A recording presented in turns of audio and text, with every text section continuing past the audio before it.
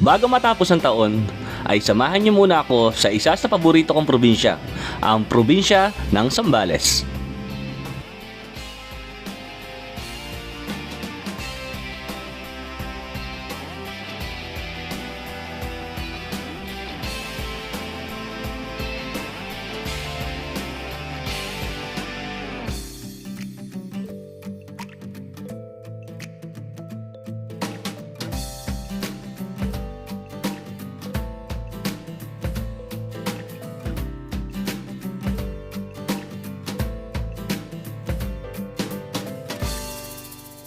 Hi mga kabanggada, kamusta po kayo?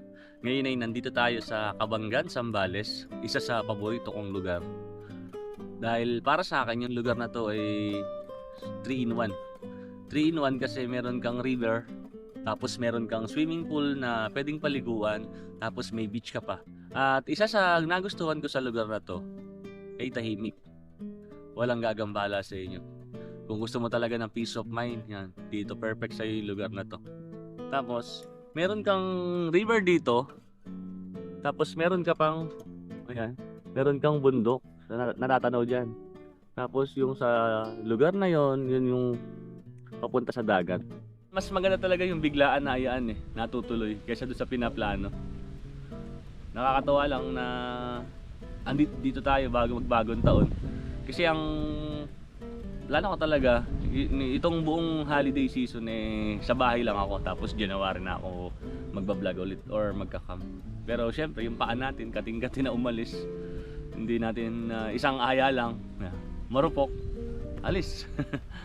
Wala nang dalawang isip, kaya wala kaming baon Nung umalis kami sa sa Malolos ng alauna ng madaling araw, tapos sa buong biyahe hanggang dito natulog lang tayo, tapos gumising lang ako or ginising lang nila ako nung nasa Subic Public Market na para bumili ng isda na lulutuin namin dito mamayang hapunan. Tas kanina, yung pagdating namin dito, naglakad kami ni Jello dun sa may Pangpang, tapos sa may gawing daungan ng bangka, may nahuli nga kami na may nabili nga kami na isda, yung burara, tawagin nila dito isdang burara.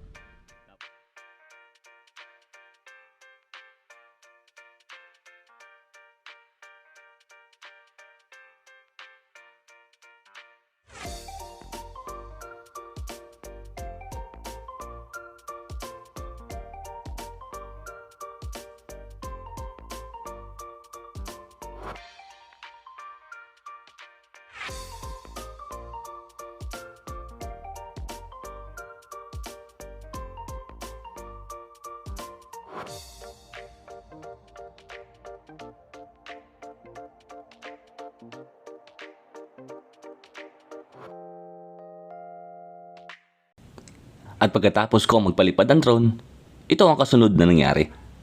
Gagana pa yan, man? Basahin ng tubig mineral. Tanggal lahat ng battery. Ay, nako. Musok! Tanggalin yung battery! Sa likod! Sa likod! Iangat yan! Ay, hugutin mo! May pipindutin kuya. Wala na. Yan. Umusok!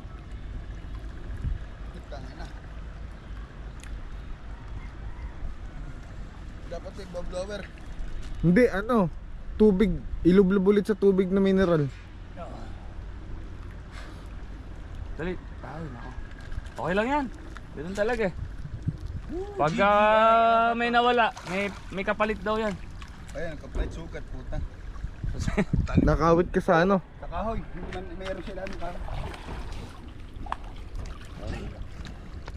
Ayan, ang drone natin nag-crash. Katangahan ni Jack. Di ko agad napansin yung puno. Vamos.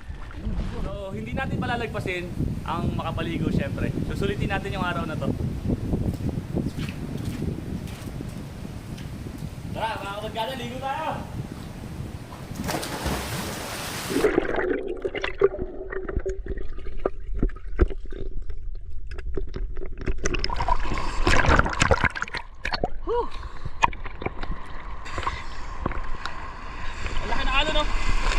Para sa akin, mas masarap maligo rito sa river kaysa dun sa dagat, kasi sa dagat napakalakas ng alon.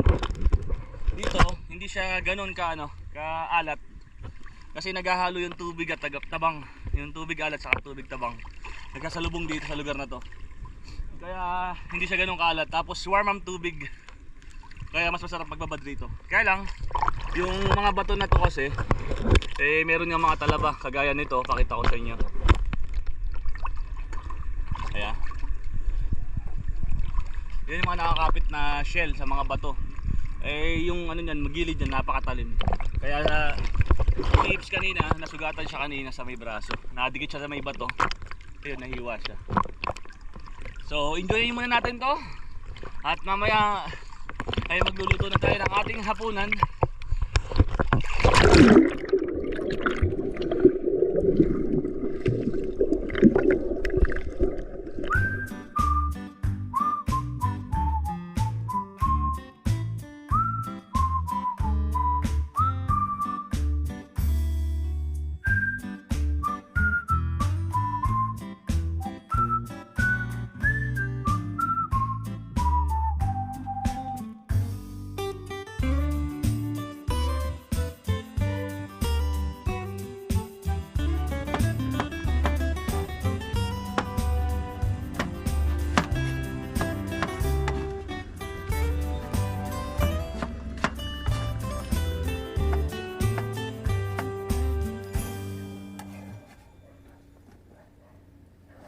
So ayun mga kabankada, ang ating lulutuin ngayon ay kinamatisang labahita.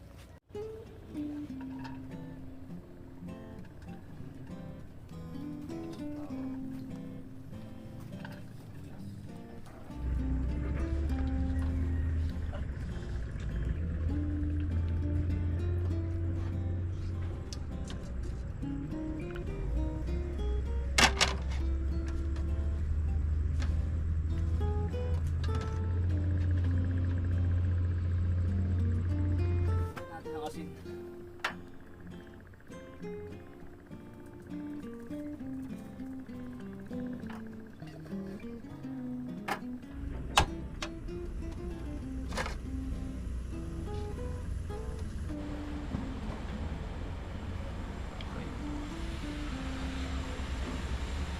Pag naamoy na yung aroma, saka natin lagyan ng tubig.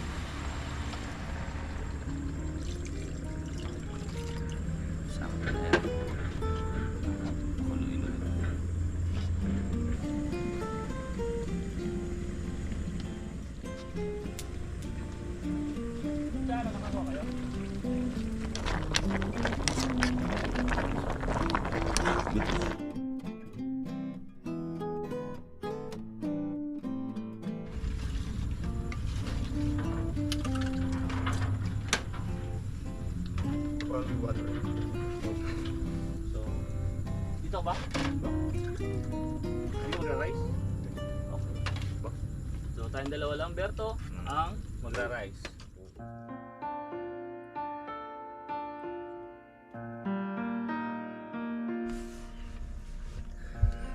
Yun mga kabankada, kailangan natin matulog kasi alas 10 na rin ng gabi. Tapos si Hip saka si Berto ay nakahuli ng stingray. Nakakatuwa kasi ngayon lang ako nakakita ng buhay na na malapitan ng pagi. Medyo malaki na din yung nahuli nila. Tapos sa bingwit pa. Kaya ibang experience. Kailangan na natin matulog dahil bukas maaga tayong gigising para makapag-breakfast agad, makapagluto tayo. Tapos makabalik agad tayo ng Bulacan. So, good night po mga kabankada.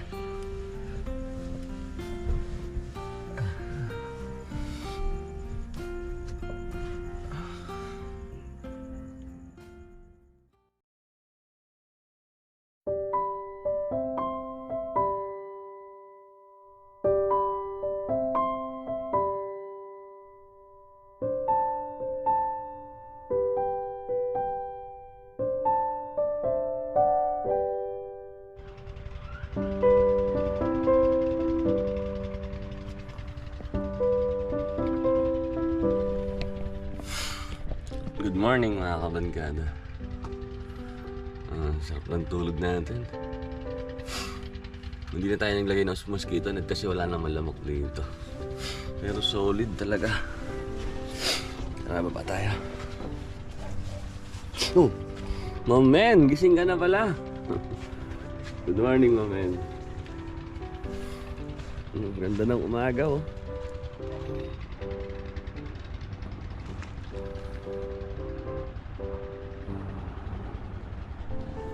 Ganda ng lugar po, ano. Tara, men, kape tayo. Si Hips saka si Berto tulog pa.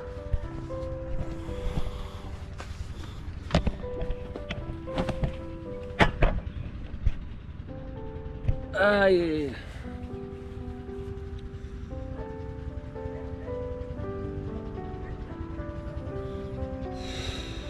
Sarap ng simoy ng hangin.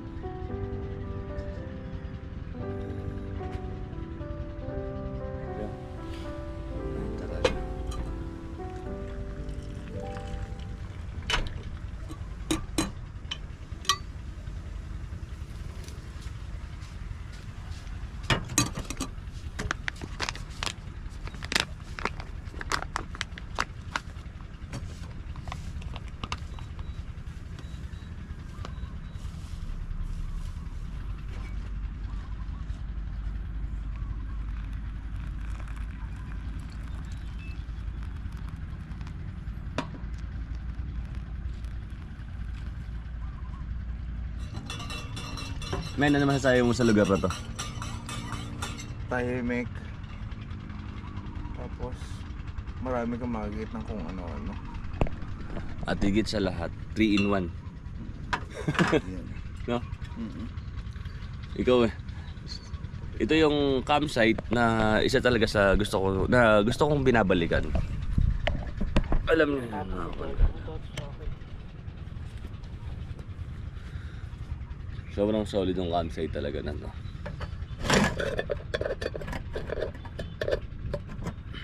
Three in one campsite. May river ka na, may swimming pool ka na, at may dagat ka pa.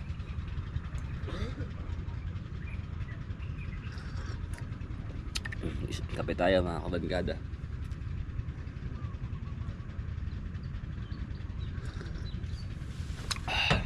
Sarap ng kape.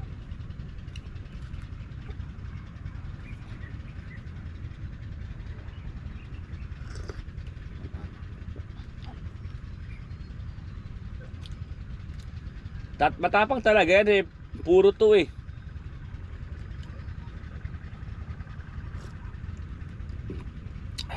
Hanap tayo ng ano. Hanap tayo mga kabangkada ng pwede nating lutuin ngayong almusal. Pipitas tayo dito. Makiki-harvest tayo sa hindi natin tanim. Ba? May okra. Tas kamatis oh.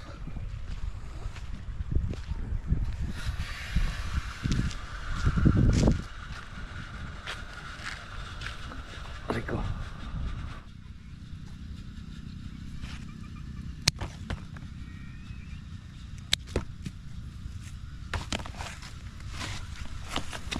Pakuluan lang natin tong mga gulay na luluto na kukunin natin dito. Tapos sausaw natin sa ano, sukang sa lagisag.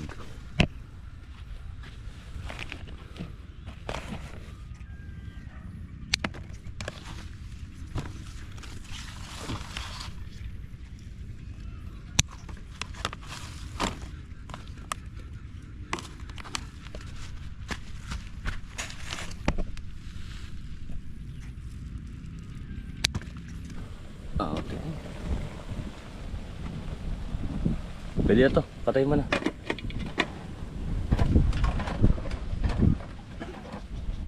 갑자기 내게 나타나준 너. 난 아무 말도 할 수가 없었지. At bago matapos ang taon, ay nais ko pong magpasalamat sa inyo mga kabankada. Sa mga bagong followers, bagong subscribers, maraming salamat po sa inyong pagsuporta. At asahan nyo po, sa susunod na taon ay mas magaganda at mas malalayong lugar pa po ang ating pupuntahan. Happy New Year po sa inyo mga kabankada. Hangad ko po ang masaya at manigong bagong taon para sa ating lahat. Hanggang sa muli po nating biyahe, ako po si Bankada. I'm going crazy. I'm going crazy. Pang-picnic eh. Pang-camping.